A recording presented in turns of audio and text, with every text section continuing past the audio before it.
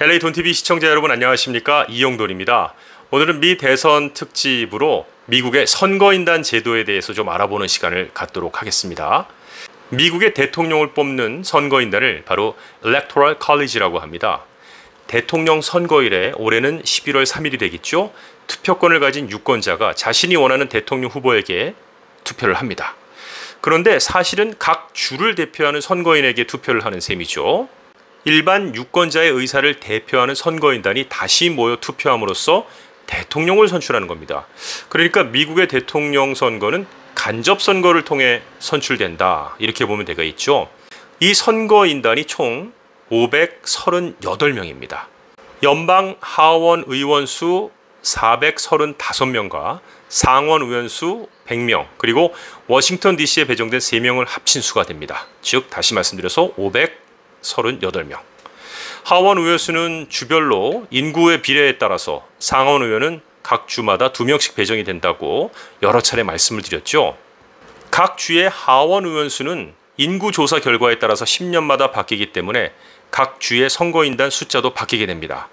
자, 인구 조사에 응답하는 게 왜 이렇게 중요한지 다시 한번 알게 되는 대목인데요. 제발 센서스 2020에 꼭 참여해 주시기 바라겠습니다. 다시 한번 부탁드리겠고요. 대통령이 당선되기 위해서는 과반이 넘는 270명의 대통령 선거인단의 표를 확보해야 합니다. 선거인단을 가장 많이 보유한 주는 인구가 가장 많은 캘리포니아가 55명이고요. 인구가 적은 알래스카나 몬타나 같은 지역은 선거인단이 3명에 불과합니다. 미국의 선거 방식에서 독특한 선거 방식 하나가 승자 독식 방식입니다. Winner take all이죠. 각 주에서 가장 많은 득표를 한 후보가 그 주의 선거인단을 모두를 가져가는 것입니다. 예를 들어서 캘리포니아 주에서 55명의 선거인단이 배정돼 있는데 A 후보가 51%를, B 후보가 49% 득표했습니다. 정말 아슬아슬하게 A 후보가 캘리포니아에서는 승리를 했지만 아슬아슬하게 승리한 것과는 상관없이 55명의 선거인단 전부를 가지게 됩니다. 이렇게 따지니까 선거인단 숫자가 많은 주에서 인기를 얻어야 되겠죠. 선거인단 숫자가 가장 많은 상위 6개 주는 캘리포니아 주가 55명, 텍사스 주가 38명, 뉴욕 주가 29명, 플로리다 주가 29명, 일리노이 주가 20명, 펜실베니아 주가 20명입니다.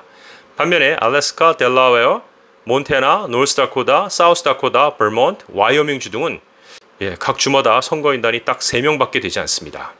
자, 한편 여기서 예외인 2개의 주가 있는데요. 네브라스카 주와 메인 주는 승자 독식 방식을 채택하고 있지 않습니다. 자, 왜 이렇게 복잡한 방식으로 미국은 선거를 할까?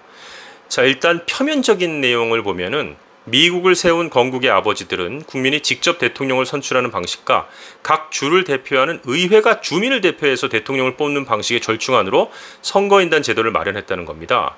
거기다가 선거인단 제도는 지금 현재 민주공화 이 양당 체제를 공고히 해주므로 양당이 변화를 추진할 가능성은 높지 않은데요.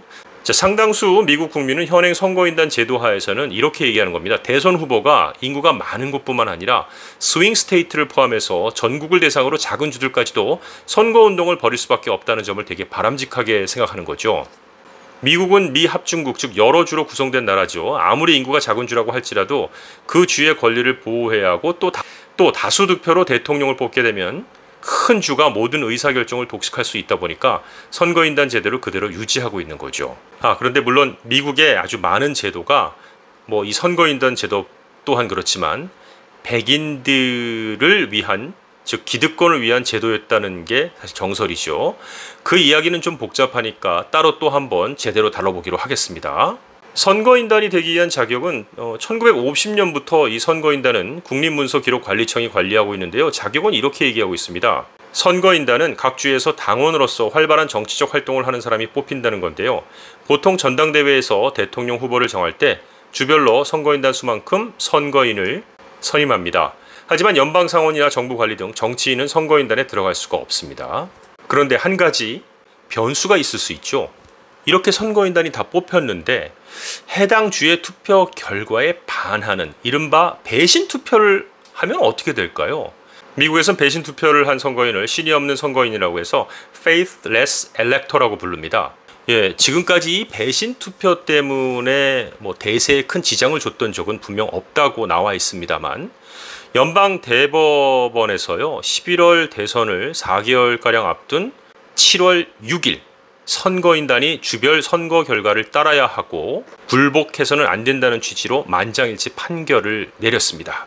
실제로 1900년대부터 2012년까지는 9명의 선거인의 배신 투표를 했지만 지난번 힐러리 대 트럼프의 대결에서는 좀 상황이 심각했었습니다. 2016년에는 어떤 일이 있었냐면요. 민주당의 힐러리 클린턴 후보가 미국 전체 득표수에서 앞섰습니다. 그런데 선거 인단 확보 면에서는 306표 대 232표로 뒤져서 도널드 트럼프 대통령에게 패하고 말았죠. 그러니까 전체 미 국민은 힐러리를 더 선호했지만 선거 인단을 주별로 승자승으로 따질 때에는 트럼프에게 패한 겁니다. 그런데 당시 10명의 선거인이 선거 결과에 반하는 배신 투표를 했거나 시도하려다가 저지를 당했다는 겁니다. 공화당에서는요 트럼프 대통령이 승리한 텍사스의 선거인 2명이 또 민주당에서는 클린턴 후보가 승리한 워싱턴주와 하와이주에서 모두 5명이 다른 이의 이름을 써낸 겁니다. 또 미네소타, 메인, 콜로라도주에서 각각 민주당 선거인 1명이 힐러리 후보에게 배신 투표를 시도했지만 무산이 됐고요. 당시 미네소타와 콜로라도 선거인은 다른 사람으로 교체가 됐습니다. 그런데 이 논란은요 소송으로 비화가 되죠. 워싱턴 주정부가 배신 투표를 한 3명의 선거인들에게 각각 $1,000의 벌금을 부과하자 이들은 선거인당이 자유롭게 투표할 수 있도록 해야 한다며 소송을 낸 것입니다. 당시 이들이 힐러리 후보를 찍지 않은 이유는 승자 독식에 따르지 않겠다는 의지이자 공화당 선거인단도 자기들처럼 트럼프 대통령이 아니라 힐러리 후보를 찍어야 한다는 주장을 담은 것이었는데요. AP통신에 따르면 현재 32개 주와 워싱턴 DC는 선거인이 그 주의 선거 결과를 준수하도록 법으로 의무화하고 있습니다. 이 중 11개 주는 신이 없는 선거인의 투표를 무효로 하거나 선거인 자격을 박탈할 수 있는 법을 갖고 있는데요. 워싱턴주 대법원은 주 정부의 벌금 조치가 정당하다며 주정부의 손을 들어준 것이죠. 또한 연방 대법원은 이날 주들이 선거인단 투표 시 주별 선거 승리자를 지지하도록 의무화할 수 있다고 결론을 냈습니다. 이 의무를 지키지 않을 경우 선거인을 처벌하거나 다른 사람으로 교체할 수 있다는 것이기도 합니다. 대법원은 판결문에서 주는 어떤 근거도 없이 수백만 시민의 투표를 뒤집는 선거인에게 지시를 내릴 수 있다며 이는 헌법과도 일치하는 것이라고 밝힌 것이죠. 네, 미국의 대통령 선거는 이미 막이 올랐고 그 열기가 뜨겁습니다. 오는 11월 3일에 미국의 제46대 대통령을 뽑는 선거일입니다. 물론 트럼프 대통령이 재임이 성공하면 계속해서 45대 대통령을 일하게 되는 것입니다. 자, 승자 독식 방식이라는 미국의 독특한 선거 인단 방식에 대해서 오늘은 알아봤습니다. 오늘 내용은 여기서 마치겠습니다. 고맙습니다.